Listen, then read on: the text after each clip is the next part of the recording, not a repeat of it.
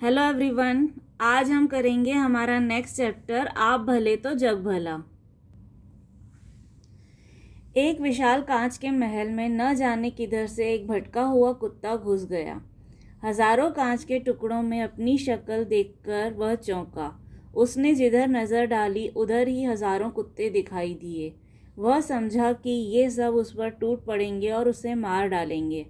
अपनी शान दिखाने के लिए वह भौंकने लगा। उसे सभी कुत्ते भौंकते हुए दिखाई दिए। अपनी आवाज़ की ही प्रतिध्वनि उसके कानों में जोर जोर से आती। उसका दिल धड़कने लगा। वह और जोर से भौंका। सब कुत्ते भी अधिक जोर से भौंकते दिखाई दिए। आखिर वह उन कुत्तों पर झपटा। वे भी उस पर झपटे। बेचारा जोर जोर से उछला कूदा, भौंका और चिल्लाया। अंत में गश खाकर गिर पड़ा। तो यहाँ पर एक कुत्ते की स्टोरी है जो कि एक कांच के महल में घुस गया। कांच के महल में सब दूर मिरर्स लगे हुए थे। तो उन सारे मिरर्स में उसको अपनी ही इमेज दिखने लगी। जैसे एक्शन वो करता, इमेजेस भी सारे वैसे ही एक्शंस करती थी, क्योंकि वो तो मिरर इमेज थी। तो जहाँ भी उसने देखा उसको अपनी शक्ल दिखाई दी। जैसे भी उसने देखा गुस्से में है तो सारे कुत्ते गुस्से में। जैसे वो भौंकने लगा तो सारे कुत्ते भौंकने लगे।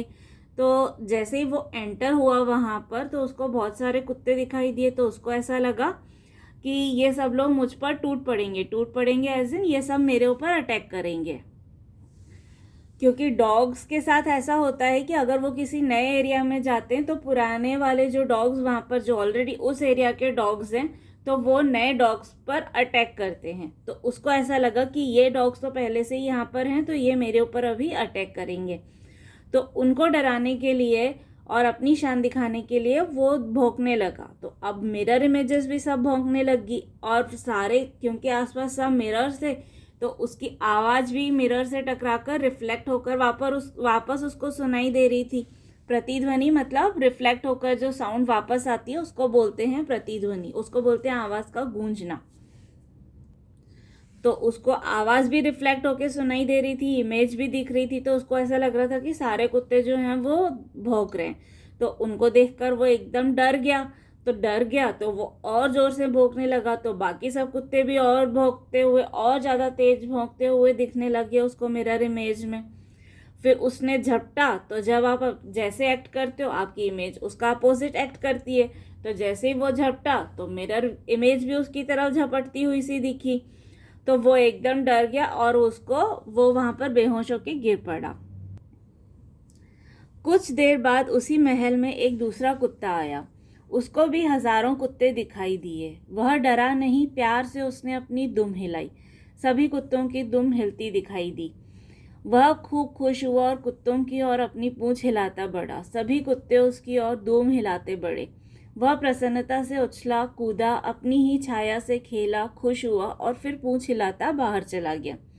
फिर थोड़ी देर बाद उसी मिरर पैलेस में एक दूसरा डॉग आया और उसने भी वही देखा कि आसपास बहुत सारे डॉग्स हैं।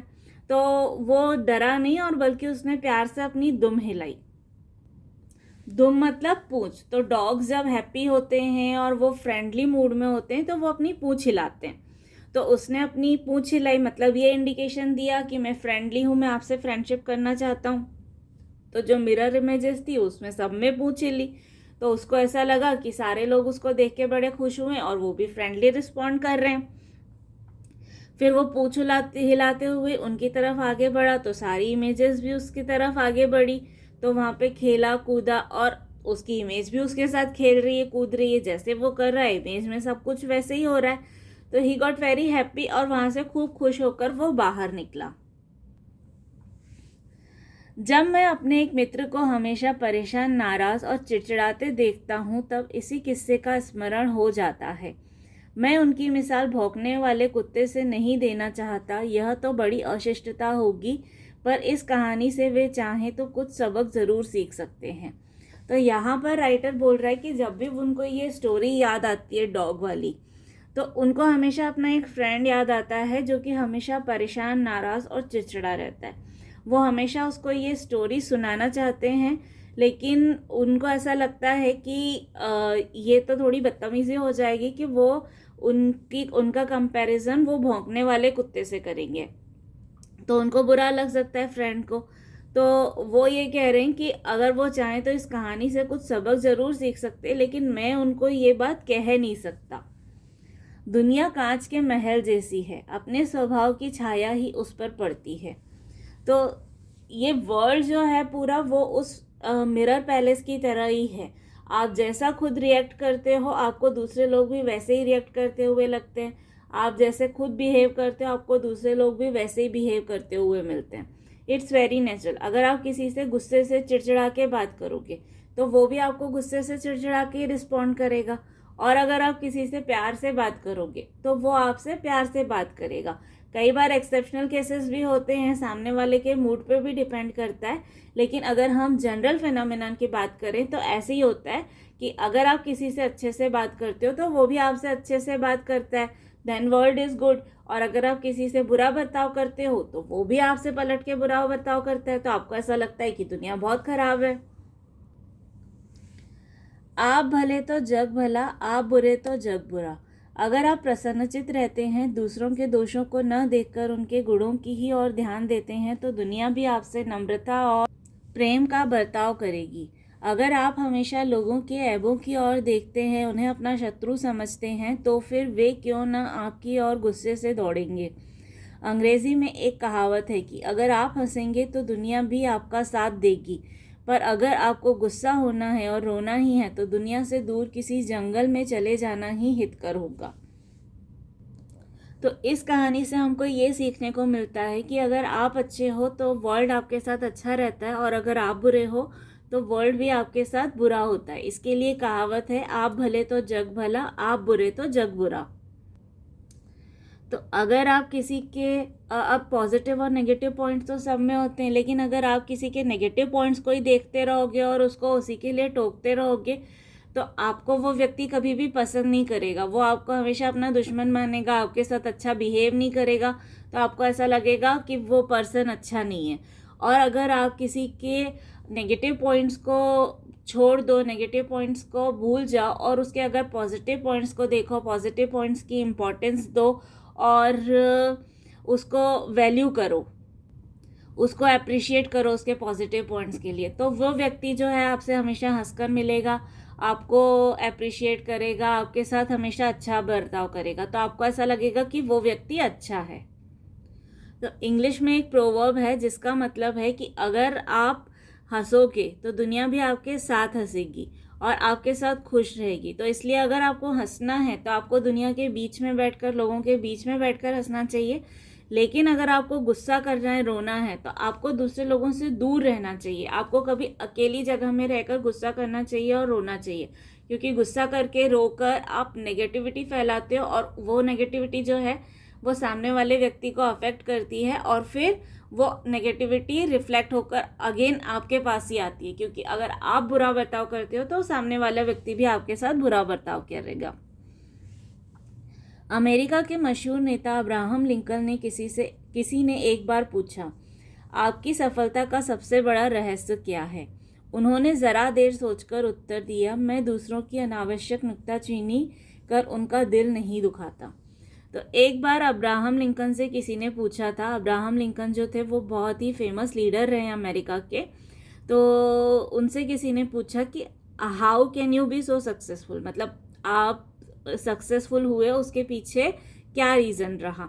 तो उन्होंने ये बोला कि वो कभी भी किसी की बुराई नहीं करते, फालतू किसी के नेगेटिव पॉइंट्स को देखकर और उसकी बुराई नहीं करते रहते हैं, जिसकी वजह से किसी का दिल नहीं दुखता उनकी वजह से। मेरे मित्र की यही खास गलती है, वे दूसरों का दृष्टिकोण समझने की कोशिश नहीं करते। दूसरों के विचारों, कामों और भावनाओं की आलोचना करना ही अपना परम धर्म समझते हैं। उनका शायद यह ख्याल है कि ईश्वर ने उन्हें लोगों को सुधारने के लिए ही भेजा है, पर वे यह भूल जाते हैं कि शहद की एक बूंद ज़्यादा मक्खियों को आकर्षित करती है बजाय एक सेर जहर के। तो राइटर बोल रहे हैं कि उनके फ्रेंड की सबसे बड़ी गलती यही है कि वो कभी भी दूसरे का परसेप्शन, दूसरे का पॉइंट ऑफ व्यू समझने की कोशिश ही नहीं करते। उनको ऐसा लगता है कि उन दूसरों के विचारों को, उनके फीलिंग्स को, उनके काम को हमेशा वो क्रिटिसाइज करते रहते हैं और उनको ऐसा लगता है कि इस भगवान ने सिर्फ दूसरों को सुधारने के लिए उनको इस धरती पर भेजा है। तो इसलिए हमेशा वो सिर्फ लोगों को क्रिटिसाइज ही करते रहते हैं और फिर लोग भी उनके साथ अच्छा बिहेव नहीं करते और उनको ऐसा लगता है कि पूरी दुनिया ही बहुत बुरी है। तो उनको ये समझना चाहिए कि जैसे शहद होता है, तो शहद जो होता है वो अपनी तरफ अट्रैक्ट करता है मक्खियों को, क्योंकि वो मीठा होता है। लेकिन अगर वही कोई कड़वी चीज़ हो, अगर जहर हो, तो वो कभी भी किसी को अट्रैक्ट नहीं करता अपनी तरफ। तो हमेशा जो मीठी चीज़ें होती हैं, मीठा व्यवहार होता है, मीठी बातें होती हैं, वो लोगों को आपकी तरफ अट्रैक्ट करती हैं और उसी की जगह कड़वी बातें, कड़वा व्यवहार लोगों को आपसे दूर करता है। दुनिया में पूर्ण कौन है? हर एक में कुछ न कुछ त्रुटियां रहती हैं। प्रत्येक व्यक्ति से गलतियां होती हैं।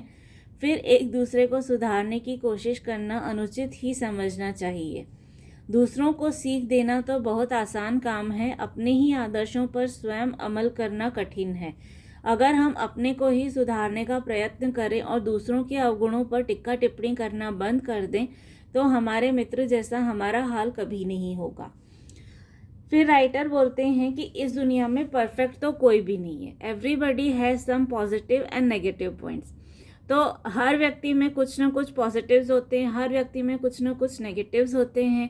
हर व्यक्ति कभी गलतियां करता है, कभी कुछ अच्छे काम करता है। तो फिर हमको एक दूसरे को सुधारने की कोशिश नहीं करनी चाहिए। जब हम एक दूसरे को सुधारने की कोशिश करते हैं तो वहीं से सारी प्रॉब्लम्स स्टार्ट होती है। और दूसरों को सिखाना तो बहुत आसान है। आप किसी को बहुत आसानी से ज्ञान तो दे सकते हो कि ऐसा करना चाहिए, वैसा करना चाहिए, लेकिन अगर उन्हीं प्रिंसिपल्स को आपको खुद फॉलो करना पड़े तो उनको फॉलो करना आपके लिए भी डिफ़िकल्ट होगा। तो जो प्रिंसिपल्स को फॉलो करना, जो आपके प्रिंसिपल्स है, उनको फॉलो करने अगर आपके लिए डिफ़िकल्ट होता है तो यू कैंट एक्सपेक्ट कि कोई और आके आपके प्रिंसिपल्स को फॉलो करे और फिर उसके लिए वो आपको बहुत अप्रिशिएट भी करे। तो अगर हम किसी के नेगेटिव पॉइंट्स को साइड कर दें, अगर हम उसको देखना बंद कर दें और हम सिर्फ पॉजिटिव पॉइंट्स देखें, तो कभी भी हमारा हाल उस फ्रेंड के जैसा नहीं होगा जो हमेशा बहुत हैरान, परेशान और चिड़चिड़ा रहता है दुनिया से। तो ये था हमारे चैप्टर आप भले तो जग भला का first part. If you have any doubt और query, you can ask me in the comment box below. Thank you everyone.